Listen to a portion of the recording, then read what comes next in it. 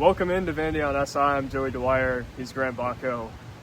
Guys, Graham's he's got to go home this weekend and get some hoodies. Yeah. It's freezing over here. I don't know how long we'll go today for that reason. But again, Vandy on SI, the grittiest outlet on the beat. You know it. If we're one thing, we are the grittiest outlet. No question. On the beat. Vanderbilt plays Texas this weekend in Austin. A big game. Vanderbilt's got to go 3-1 the rest of the way to go to the college football playoff. No secret there. Mm-hmm. No secret as well that this is a big one.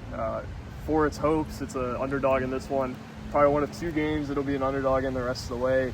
Graham, just before we get into it, how big of a game is this for Vanderbilt? Well, it's huge, right? I mean, you got a feeling like if you win this and go 8-1, like, shoot, you are just 2 home game wins away from a playoff spot, more than likely. You know, we'll see. I would assume a 10-2 team goes into the playoffs from the SEC. If you lose, not all hope is lost, but you are fighting for your life. You are it forces you to go into Knoxville at the end of November and get a win. It's not to say they can't; they absolutely have the capability to do so. But the context here is should not, again, like last week too. Like, it should not be understated. Another huge game, and Vanderbilt has been up to the task. They have not faltered this season, where like they're not getting like blown out in big games. Like, they have shown up to the occasion. They have played tough and played well in these games. And Clark Lee, I believe he will have his guys ready. Sure, Graham. I know there's been a lot made of Texas and people saying Texas is down, things along those lines. Yeah, they've still got NFL guys all over the field. They're still favored over Vanderbilt despite the season that Vanderbilt's had. It's going to be a difficult test for this Vanderbilt team in just about every way. The thing that could make it a little bit easier, Arch Manning is questionable with a concussion, or is at least in the protocol. There's some buzz that he'll play. I think him being listed as questionable makes you think that he's probably going to end up on the field on Saturday. But Vanderbilt, I'm sure, is preparing for both quarterbacks. A difficult dynamic there. Yeah, absolutely. And like you said, he's questionable. I think he's going to play. I'd be more surprised than not if he didn't play. So I would assume with him being questionable, he might be moved to probably later on. So I would assume he's going to play. But like you said, Clark Lee said in his Tuesday press conference, he will be prepared for both situations, whether it's Arch Manning, whether it's Matthew Caldwell. So the team should be prepared. And but the thing about that is, like, this Texas offense, regardless if it's Arch Manning or Matthew Caldwell, this isn't a slight to them or a disrespect to them, but they haven't exactly been lighting the world on fire this year offensively. Again, they're plenty talented, but in the defense, obviously not taking any chances this week. But Vanderbilt's defense is absolutely capable of holding this Texas offense to, under 30 points or possibly under 20 points, right? But so Vanderbilt's defense, obviously, they have to come to play, but they are more than capable of playing with Texas. Yeah, I don't see any way in which Vanderbilt's not capable of playing with Texas. And even if Texas is the better team, I don't anticipate this being a blowout or really anywhere near that, just because I don't know that Texas can score enough to make it that. And I think Vanderbilt's going to have enough explosiveness offensively to maybe negate some of the issues that it's going to have as a result of playing on the road. It's one of the best environments Vanderbilt has played into this point. Obviously, Texas fans will be ready to go. It's a team fighting for their college football playoff lives, but you just feel like Vanderbilt has enough in this game to compete. Honestly, in a way, I was a little surprised that they were underdogs in this game. I just think they've proven so much at this point, and they've won in so many different ways that I don't really see a reason to bet against them right now.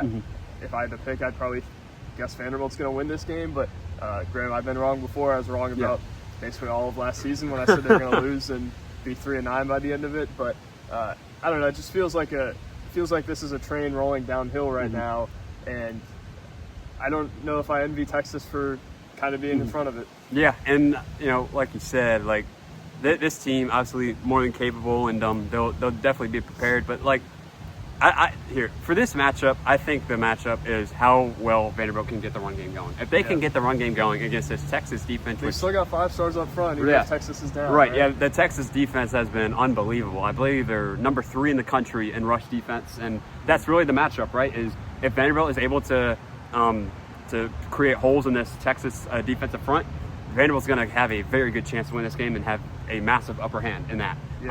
If they're not, then it's going to be a very tight game. Yeah, and Vanderbilt's offense this year, we've seen, like, if they're one-dimensional and they have to throw the ball to win, probably not going to win a whole lot of games. Has that really happened, though? I don't know. I don't think it's happened a whole lot. They've really just been able to establish the run game pretty much every week. And I haven't seen a one-dimensional Vanderbilt offense yet to this point. Even last week when we were talking about struggling to move it on the ground a little bit, MK Young breaks open an 80-yard run. It just feels like their offense, I don't know, is talented enough to avoid having to play into a tough defense's hands at this point. And we know Texas's defense is good, right? You mentioned third and rush defense. I don't have any reason to believe that Vanderbilt can't run the ball. It invested heavily in its offensive line. It's got two good backs. I mean, Graham, I don't know that it has to be defined by what its opponents are right now. Yeah, no, absolutely. I mean, this Vanderbilt team, like you said, I do think they should be able to have a maybe at least decent, even better possibly game rushing than last week, certainly. And I do think last week, looking back on that, I mean, if that proved anything, it proves that Vanderbilt can beat you in a high-scoring game, and it can beat you in a game where they're not even playing that well. And like the offense last week, like let's be honest, it was probably maybe their worst. Well, I guess maybe the Alabama game with the 2 red zone turnovers, but at home that was absolutely their worst performance offensively, and they still managed to win. So I think for Texas, the scary thing is you got a Vanderbilt team coming in that, number one, is an underdog, which Clark Lee said they're going to use as fuel, right? And he didn't even know, actually, that they're underdogs. He actually thought they were more favored than he found out they're underdogs. Yeah, that's going to be some great motivation. But for Texas, he said he's not going to use it. I don't believe him. Yeah, right. Yeah, I would assume so. But yeah, for Texas, you got a Vanderbilt team coming in that is, boy, they can beat you in a lot of ways, and they've proven it. And that's the thing about Vanderbilt is, again, they can win when it's a tough game and when it's a higher scoring game. And I think the last thing you want to do is give Vanderbilt the chance to go win the game in the fourth quarter like Missouri did.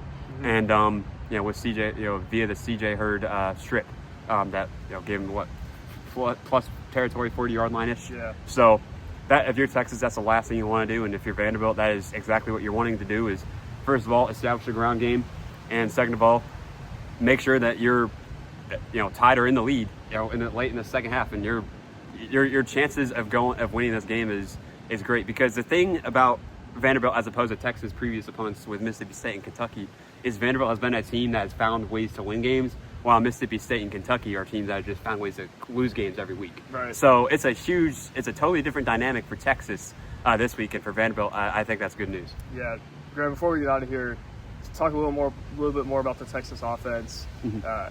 They have talented receivers. Yeah, absolutely. I don't think there's any question about that. They came in here last year, and you saw that on display. Wingo had a nice day. Quinn Ewers just kind of threw it all over the place, and Vanderbilt didn't give up a whole lot of points, but Randall Fontenette kind of harped on the importance of limiting the explosives this week. I think that's probably the biggest thing I'm looking for Vanderbilt's defense.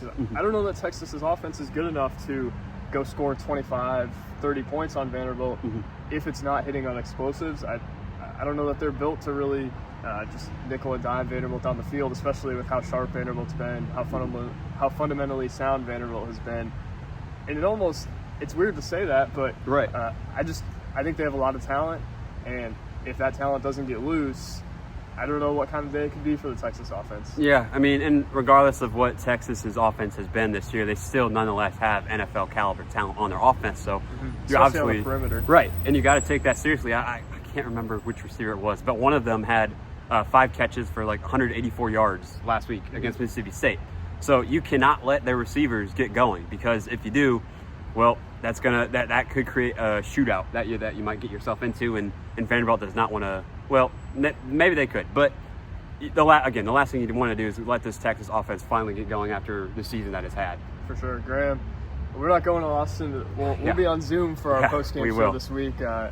Interesting dynamic. We won't have a field in the back. We'll be there the rest of the way, though. We got some interesting stories on the site coming in the next few days. Watch out, guys. This could be great. I've got a Durham Harris story, Vanderbilt's long snapper. Just a fascinating person. Interested to write that in the next day or two. Graham's got a big mammoth feature he's working on. We won't do too much of that. No spoilers right now. It's going to be good. We've got stuff on the site about an Australian football team coming to visit this week. We've got all types of just content you can't find anywhere else. Just unique stuff. Exclusive stuff. But check out the site, Vandy on SI for now. We'll be back this weekend. For Graham Bacco, I'm Joey Dwyer. just be safe on Halloween. Don't stay out too late. Yeah. Vanderbilt's got a game Saturday afternoon, and we'll be there to cover it the whole way despite not being there. Thank you guys for watching. God bless. We'll talk soon. Peace.